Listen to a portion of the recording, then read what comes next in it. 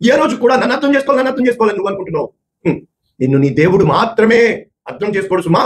ఆయన అర్థమయ్యే నీ జీవితాల్లో కార్యాలు నీవు గ్రహిస్తావని, నీవు అర్థం చేసుకుంటావని, ప్రతి పరిస్థితికి ఆయన నా కృప నీకు చాలును అంటే ఏ రోజునైతే నీవు దేవునితో స్నేహం చేస్తావో, దేవునికి నువ్వు అప్పగించుకుంటావో. నెంబర్ 1 సహవాసము, నెంబర్ 2 ఉపవాసము, నెంబర్ 3 వనవాసం. చాలా సార్లు ఒంటరిగా బతికేస్తూ ఉంటాం.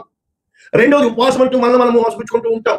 సహవాసము అంటే అర్థం ఏంటంటే, పెళ్లి కుమారుడు వారితో ఉన్నారు, వారు ఒంటరిగా లేరు. నా దేవుడు నాతో ఉన్నాడు, ఆయన నా పక్షంలో యుద్ధం చేస్తాడు. యుద్ధం యెహోవాదే.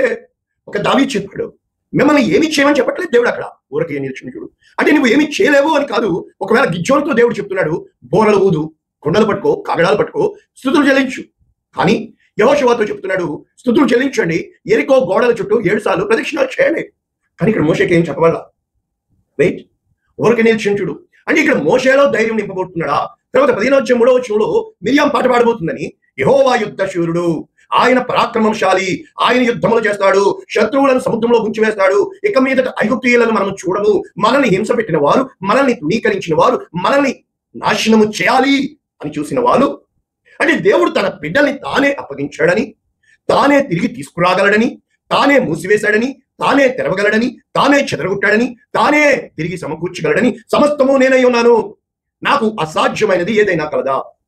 నేను చేయలేకపోతే నేను చెప్తానే, దేవుడు చేయలేదంటూ ఏదైనా ఉందా? చాలాసార్లు మన జీవితంలో తొందరపడతారు. అందరూ బతుకుతున్నారు. No, God is only minding Moses. దేవుడికి సేవకుడే ఎక్కువ. నీ చుట్టూ ఎన్నో మాటలు వినవచ్చు, నీ చుట్టూ ఏమన్నా చెప్పవచ్చు, నీ చుట్టూ ఎన్ననా చేయవచ్చు.